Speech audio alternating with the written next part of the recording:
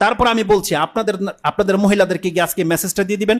মুসলিমে রয়েছে রাসূল সাল্লাল্লাহু আলাইহি ওয়াসাল্লাম বলেছেন, প্রত্যেকটা প্লেট, প্রত্যেকটা গ্লাস, প্রত্যেকটা পাত্র যা আপনি ব্যবহার করেন, হাত্তা চামচ যেটা যা কিছু আছে যেটা আপনি ব্যবহার করেন, লবণের বাটি পর্যন্ত, সেটাকে উপর করে রাখবেন। খালিটা হলে উপর করে রাখবেন, আর না হয় যদি কিছু থেকে থাকে সেটাকে ঢেকে রাখতে হবে। রাসূল বলছেন একটা কাঠির টুকরোও যদি হয় আপনাকে ওটা উপরে দিয়ে রাখতে হবে। কেন?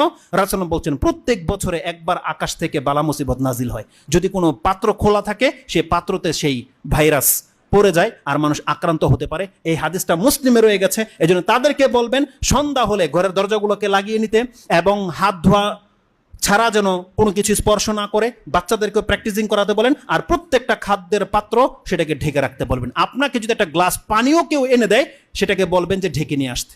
এটা রাসূল ইসলামের সুন্নাহ এবং বলেছে এ থেকে আপনি ইফেক্টেড থেকে বেঁচে যেতে পারবেন। রাসূল ইসলাম বলছেন তুমি যখন ওযু করবে তুমি বেশি করে পানি টেনে খুব জোরে নাক ঝাড়ো।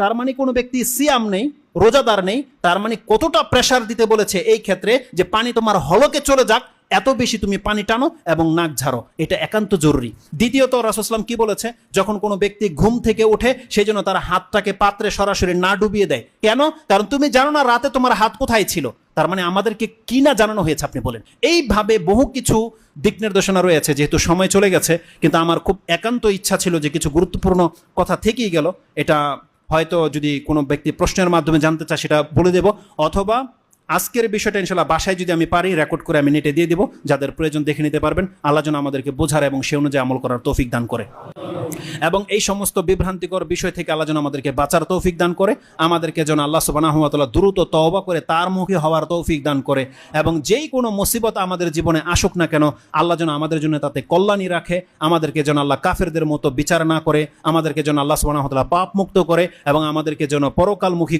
হওয়ার তৌফিক দান করে।